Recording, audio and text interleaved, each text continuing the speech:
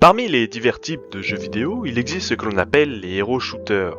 Que ce soit individuellement ou en équipe, les joueurs prennent contrôle d'un personnage de leur choix, chacun possédant des capacités prédéterminées. Parmi ces jeux, on peut trouver comme les plus connus Overwatch, Valorant, Marvel Rivals, le sujet d'aujourd'hui, et bien sûr, le plus connu et celui qui a lancé le genre tel qu'il est aujourd'hui, Team Fortress 2. Ce qu'il faut savoir, c'est que Team Fortress 2 n'a pas simplement créé ou popularisé l'idée des hero shooters.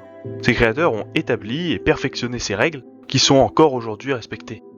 Et l'une des règles les plus importantes, si ce n'est la plus importante, est, je cite, « Les joueurs doivent être capables d'identifier visuellement d'autres joueurs très rapidement à une variété de distances et points de vue, afin d'évaluer toute possible menace. » Une règle qui se traduit principalement par donner aux différents personnages une silhouette reconnaissable et unique.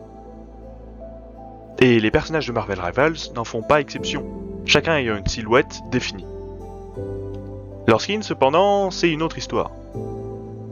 Le plus simple à illustrer est le skin Floor Mécanique de Groot, dont l'épaule gauche est trop grande, dépassant presque le haut de son crâne, ce qui n'arrive sur aucun autre de ses skins.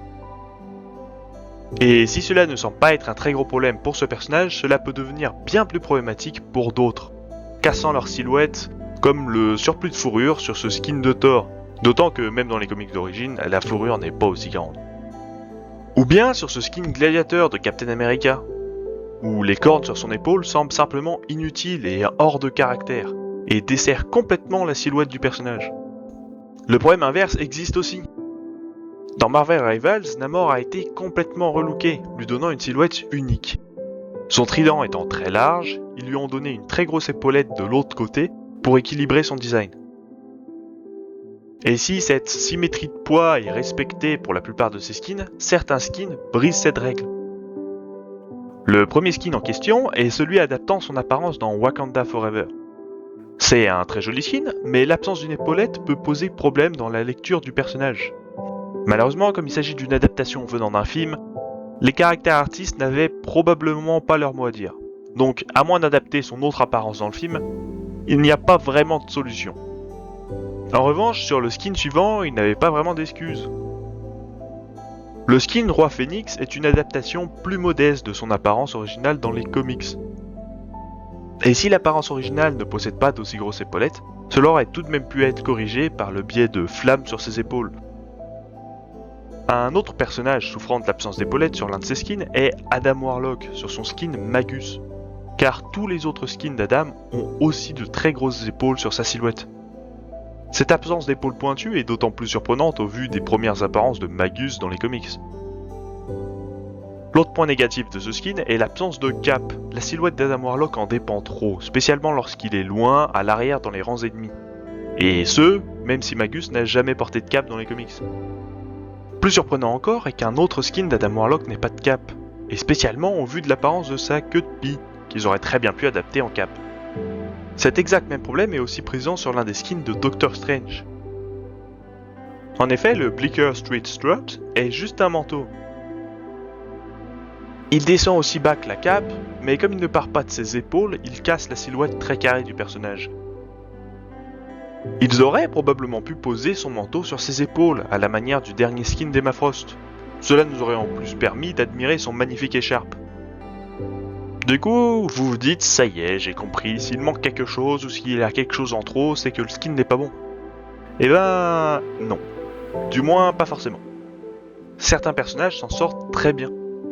Le meilleur exemple à ce sujet est Thor. Quel que soit son skin, sa silhouette est un large rectangle, que ce soit avec ou sans cap. Son frère Loki a aussi le privilège d'avoir une silhouette tellement unique et reconnaissable que même en réduisant la taille de certains détails qui le rend unique, on sait toujours de qui il s'agit. Au final, parmi ses skins, le plus gros point négatif de Loki est son skin Lady Loki, qui est beaucoup plus grand que son apparence originale. Allez savoir pourquoi. Le personnage qui souffre le moins de cette absence de cap est Storm, qui est un excellent exemple de pourquoi la silhouette n'est pas le seul moyen de rendre le personnage reconnaissable sur le terrain.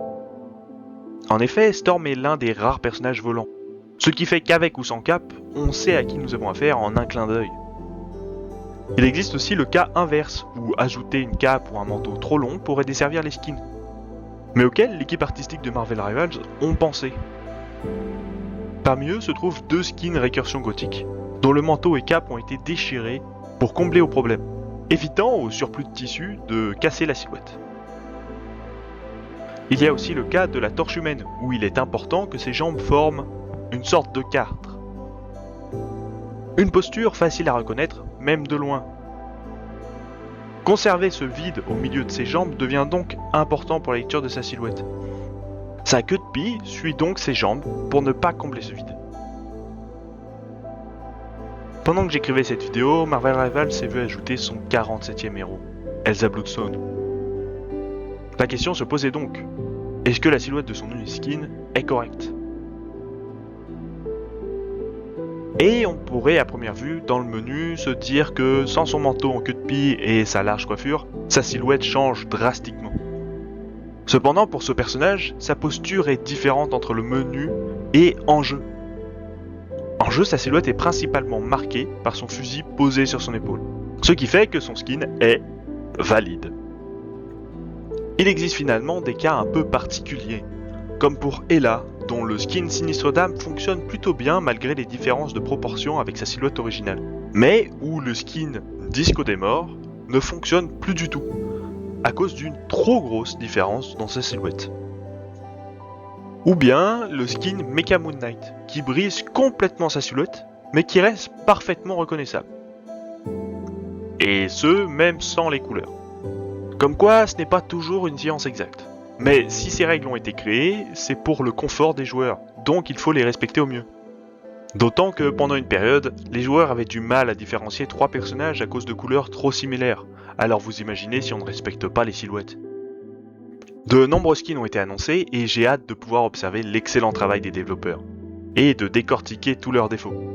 En attendant, j'espère que cette clarification vous aura plu.